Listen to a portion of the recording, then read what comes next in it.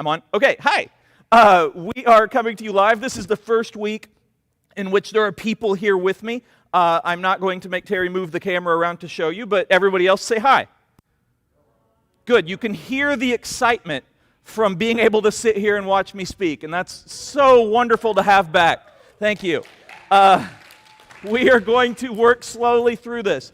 And if you don't know, if I haven't told you before, which I have, we're going to be going every other week, but there will be a live stream every single week, just so that we have something to come together for. And so if you miss, or if you're not here, or if we don't have youth that night, there will still be a live stream. In this series, it's called Mood. Again, original title. The graphics aren't up yet, but that's cool. It's about more than that, though. It's about more than me trying to be clever with slang from Gen Z.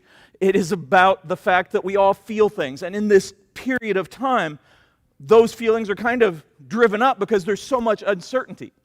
And so far in this series, the first week we talked about anger and how we all feel that. We all feel frustrated. We all feel anger sometimes. And it's something that some people struggle with more than others.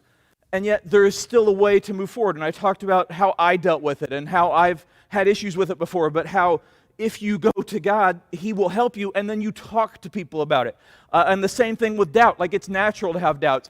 I was raised in a long time ago with dinosaurs and stuff, and it was a dirty word to talk about. Like, you just didn't talk about it. If somebody said, hey, I don't know how I feel about this, like, people would be like, just shut up and sit down.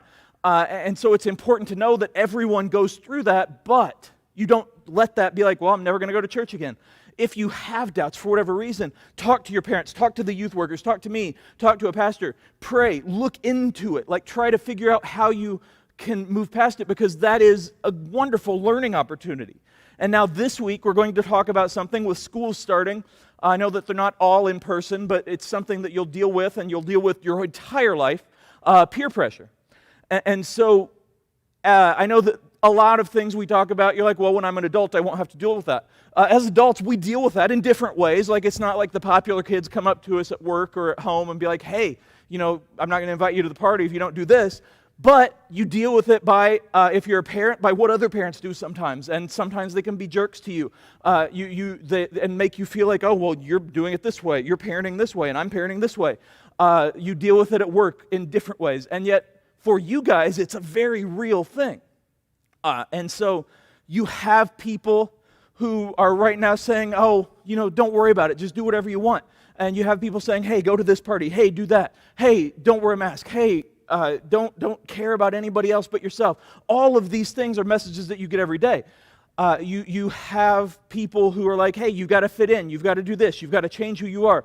It can happen in dates. It can happen in friendships. It can happen all over the place, at school, in your life, everywhere. And so it's something that we all deal with. And I want to go to a story in which a king actually dealt with it. And so this is from Mark chapter 6, verses 17 through 28.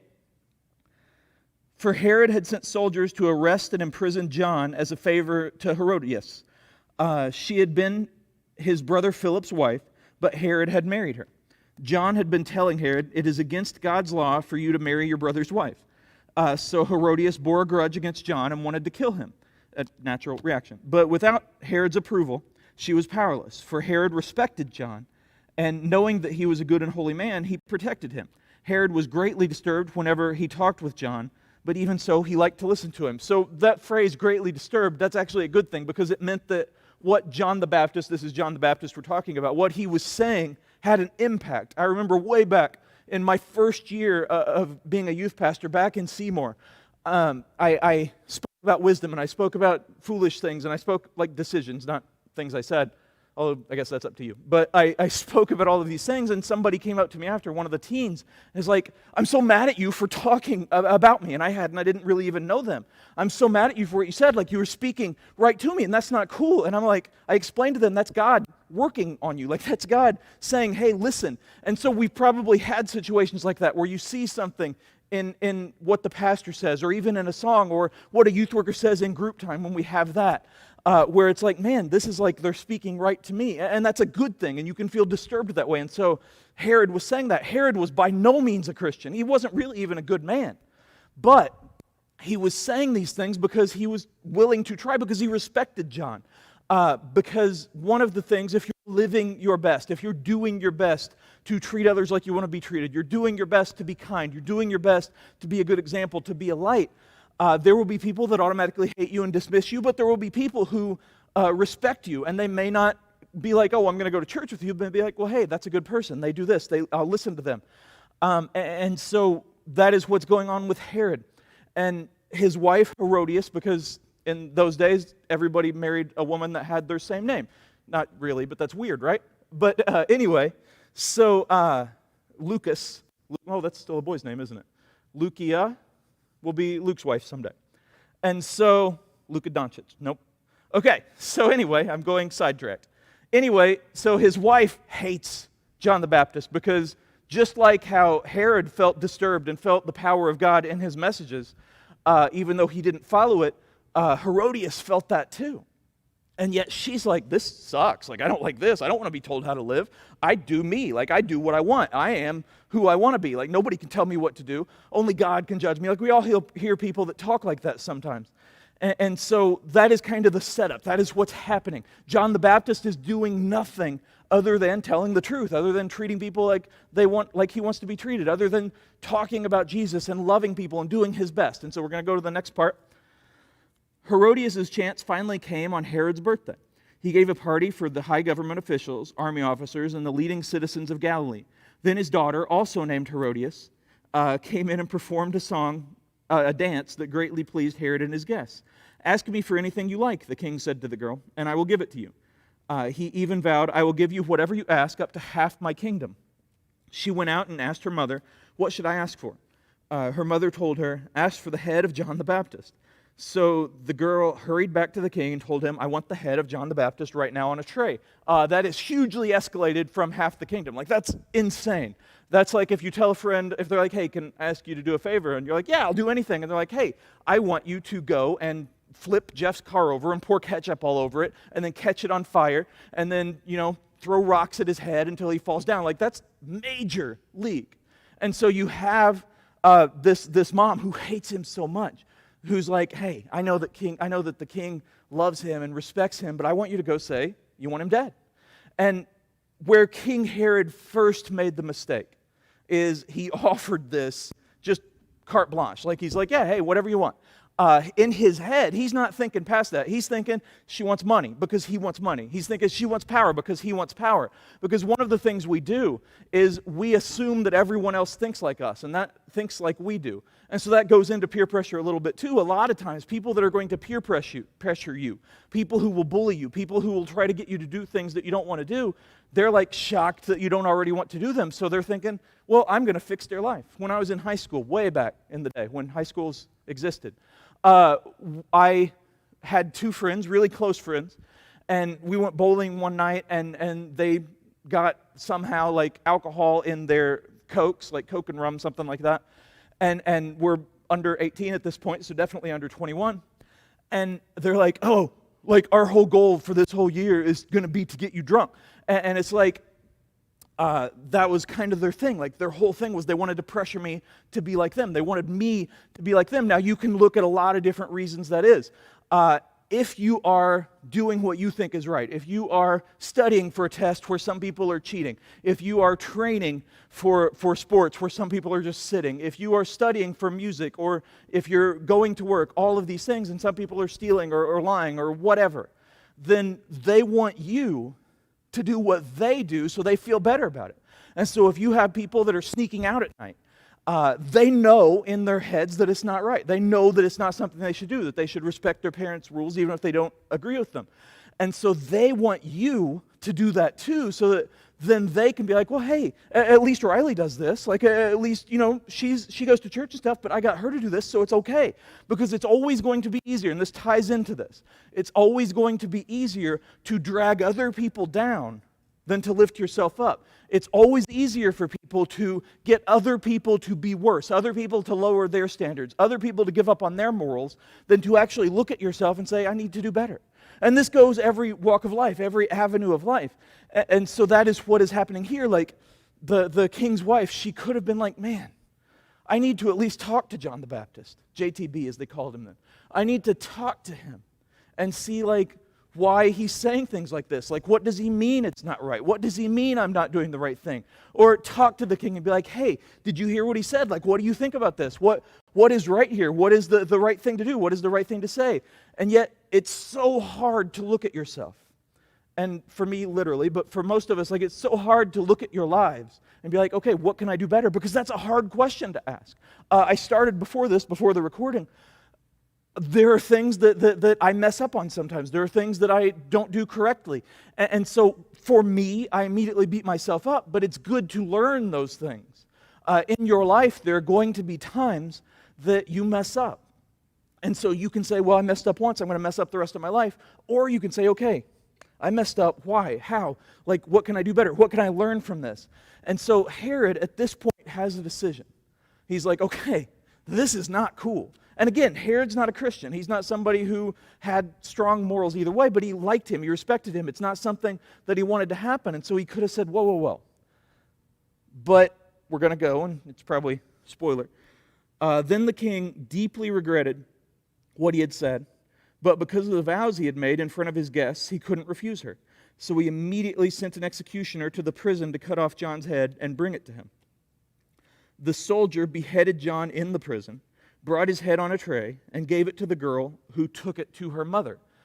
So that's, again, an escalation. That's awful. And so Herod was so afraid of being disliked, of people saying, yeah, Herod, he said he'd do this, and he didn't do it. He said that he would give her whatever, and then she asked for something, and he didn't do it. And that's difficult for most of us, but it's kind of ridiculous when you look at the fact that he was the king. Like, this isn't a good thing, but he could literally put to death anyone who disagreed with him. So if he had said, no, I'm not going to do that, yes, they may have complained a little bit, they may have said things, but nobody's really going to do anything because he's in charge and they're scared of him. And yet he was so worried about what other people thought. The pressure from other people who weren't even his peers was so big that he allowed himself to do something he didn't believe in. In your life, there have probably been times that has happened. There have probably been times that you've not wanted to do something that you should do. You've not wanted to go somewhere that you shouldn't go. You've not wanted to disobey your parents. You've not wanted to cheat on a test. You've not wanted to lie. You've not wanted to go along with what somebody does. And yet you're so scared of what the other people will say, of what the other people will think, that sometimes you give in to that. Now, if you have, that doesn't mean that you're an awful person. It doesn't mean that your life is over. It means, hey, learn from that. If the adults, like if they talk to you about their lives, if you ask them, they will say, hey, absolutely, in my life, I've not been perfect. Like, there have been times that I've messed up or that I've allowed what people think to affect what I do. And it's a tough thing because even a king messed with this. And one of the things I like to do, and I don't have it in this story, but one of the things I like to do is come up with like the positive end of the story where it like flips. But this is a negative story. It's a negative thing because peer pressure is hard, and it's something that you face, and it's something that you will face. One of the things that I want to say to you is if you have your beliefs and you have your morals and you have the way you live your life, anyone who tells you, well, that's not the right thing to do, anyone who tells you, like, yeah, church, you don't need that, like, go be like me, they don't have your best interests at heart. One of the things I say, and I say this a lot of times, most of the people that right now in your life, like the teens, the people at school that you're so worried about fitting in with, you're so worried about what they think of you, you're so worried about how they live their lives and their popularity, like in 5 years after high school especially, you're probably not going to remember most of them. Looking back on my life, like some of the kids that I was so impressed with, like they were so cool and I so wanted to impress them and so wanted to be in their group, I don't even remember their names anymore. I don't even know how their lives turned out. Some of them probably good, some of them probably bad, but we worry about that stuff. And next week I'm going to talk about worrying, so you'll see that on the live stream. But we worry about that stuff because it matters to us. Even if you say, I don't care what people think, you still care what people think. Because we live in a world with people. We live in a world where even with people wearing masks, like we still see people. And if we don't fit in, it hurts. If you believe so strongly in how you live your life, and you're like, I'm a Christian, I'm not going to do this, and I'm not going to do that, and somebody makes fun of you, in your head, you might say, okay, well, that sucks, and I don't like that they made fun of me, but I'm still following. Like, that's good. But in your heart, you're still a little hurt. It still sucks to get bullied. It still sucks to get made fun of. one of the things that people say a lot, and this is true, if you see someone who is getting made fun of at school, or you see someone who's sitting alone, and you do nothing, like that's not good.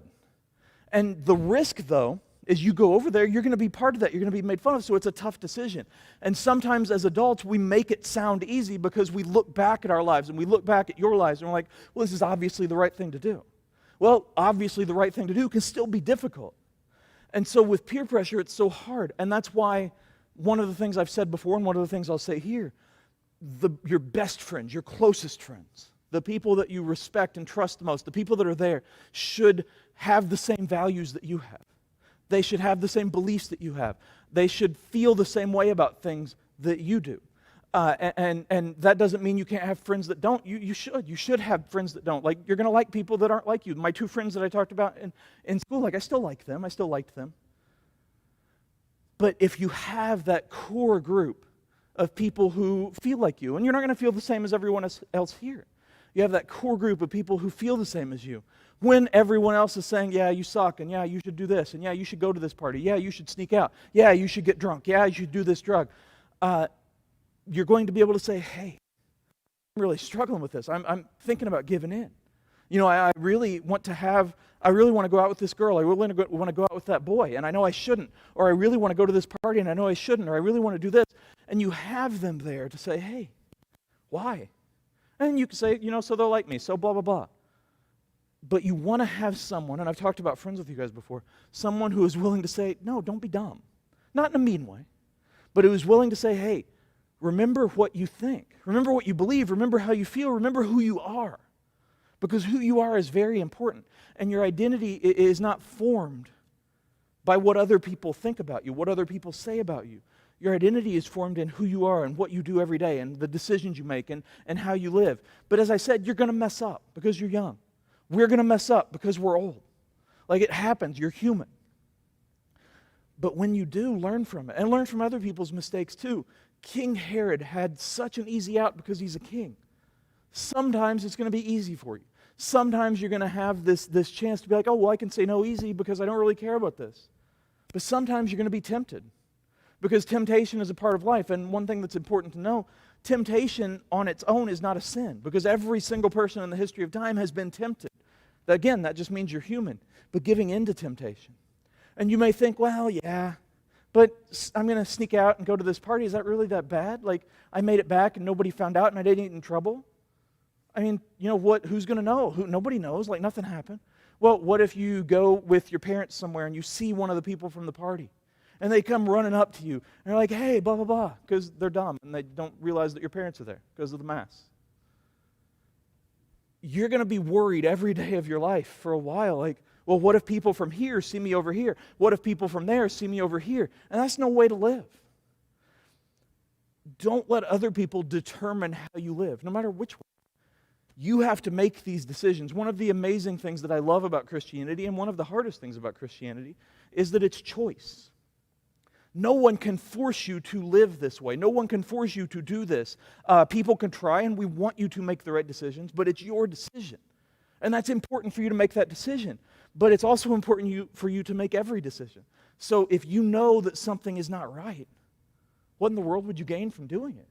Like, a lot of people live by momentary joys, by short-term happiness, by things that happen in a moment and are over.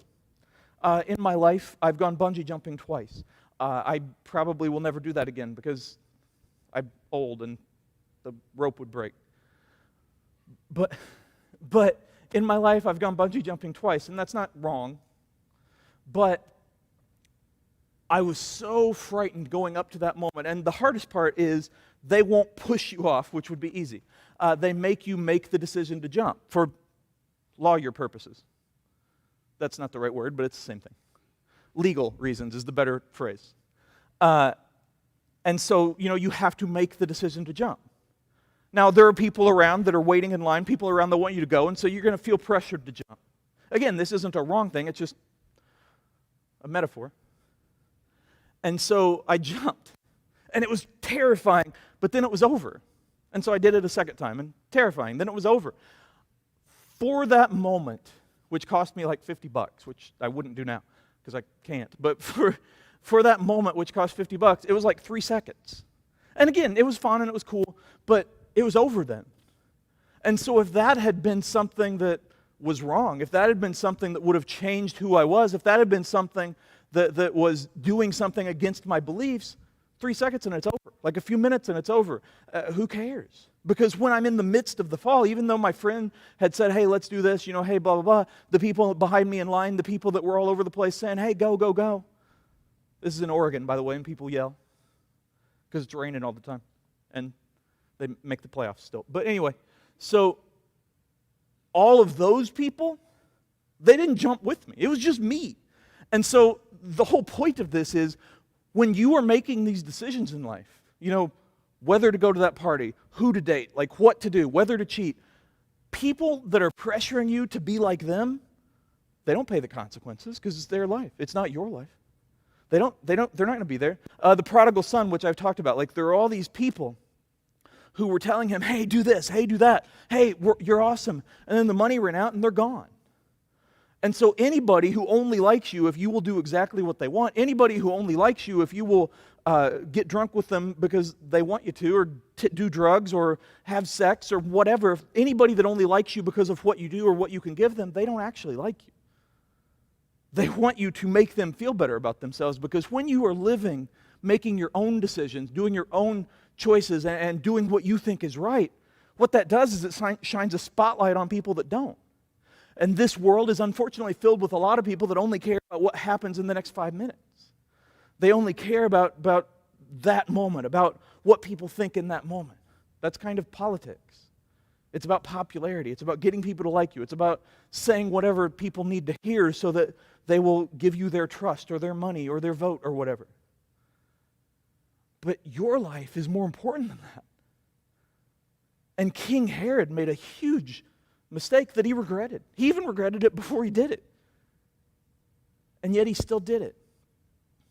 And I would imagine, and the rest of his life wasn't great, but I would imagine that if you were to ask him, hey, if you could change one thing about your life, there's a lot of things he could choose from, but I bet that he would say, I shouldn't have killed John.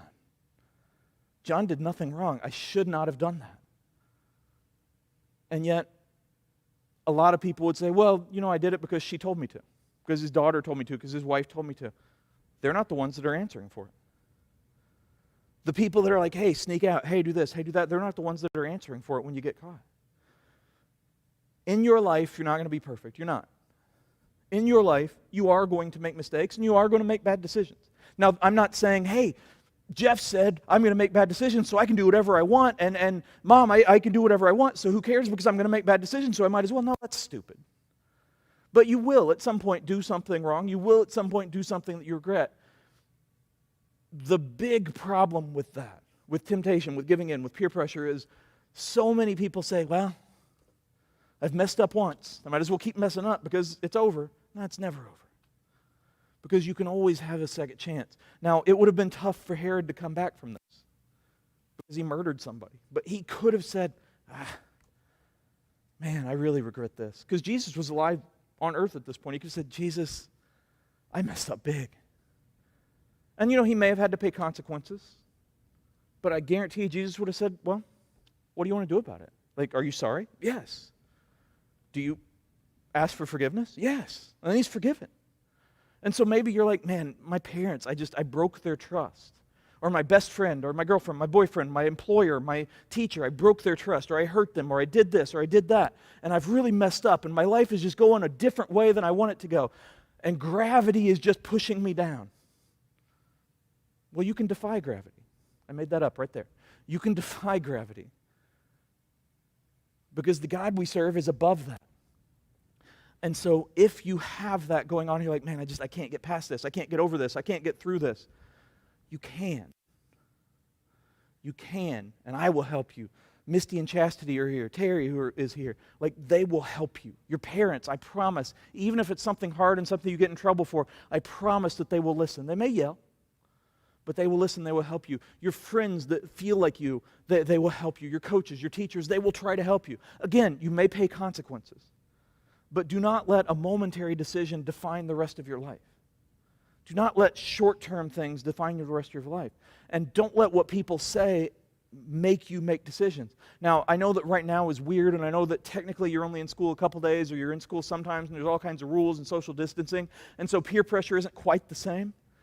But I also know that texting exists, and social media exists, and all kinds of things exist where there's a life before you of people saying, hey, do this. Hey, be young, have fun, drink Pepsi. Hey, do like me. Hey, do whatever you want. Everything is okay. It's your life. You only live once. YOLO, hashtag. Hashtag free Fortnite. All these different things. Sometimes I only amuse myself, but that's okay. But all of these different things that you still face now. And yet I promise you that your life is so much more than whatever you're feeling right now. And what you're feeling right now is important and good, and the pressure that you're feeling, it's real. And the hurt, the temptation, all of those things are real. Even if nobody else understands it, it's real. And yet your life is worth so much more than that. Your life is worth so much more than giving in to what other people say. Your life is worth so much more than fitting in. Your life is worth everything. And so make your decisions. Have people around you that will help you make the right decisions. And when you make the wrong decisions, have people around you that will help you move past that. Don't be afraid to admit you're wrong. I've said this before, and I'll say it again. If you get in trouble with your parents, or you get in trouble with your teacher, or you get in trouble with anybody that's an adult or authority figure or whatever, and you have to tell them that you did it, we all, and I can speak for all of us because it's a club and we meet on Thursdays, we all respect when you're honest. Even if we yell, even if we get upset, we respect when you're able to say, I messed up. I'm sorry. And again, your parents may still ground you. They may still take away your PlayStation. They may still force you to have an Xbox. Like whatever bad thing can happen. They may give you a LeBron jersey and say, you have to have this. And you're like, man, this is awful. Do I have to cry too? Whatever. But they may do something and hurt your feelings. You may be punished. But if you're so clear and you're like, man, I messed up. I need help to get past this. They will listen. Your friends that care about you, they will listen. And your friends that really care about you, they're not going to try to force you to be somebody different. Because who you are matters. Who you are matters. And you make that decision. No one else has to live your life. You make that decision.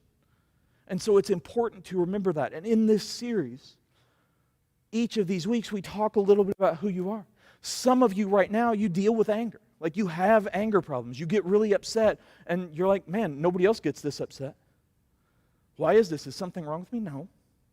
But it's something that can be fixed. It's something that can be worked on. It's something that can move forward. Some of you right now are dealing with doubt.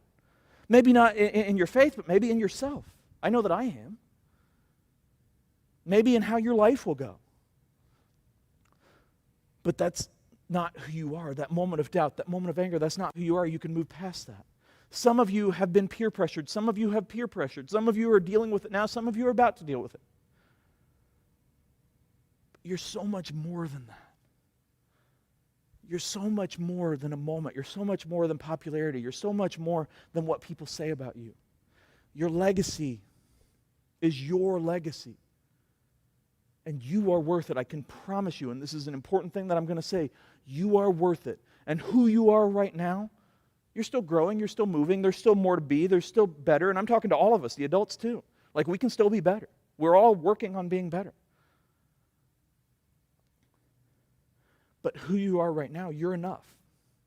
You are enough. You are enough and you are loved. And you do not have to do or say or be anything to earn that love because you are valuable. And so I want you to remember that. And when you deal with peer pressure, when you deal with anger, when you deal with doubt, when you deal with life, remember that you are valuable. And do not be afraid to talk to us. Do not be afraid to ask. And definitely don't be afraid to pray. Because I promise you, when you start to talk about what you're struggling with, when you start to talk about the pressures you face, you're going to find that a lot of other people, including adults, including parents, have also dealt with that. And so be open, be honest, be you. That's all I got.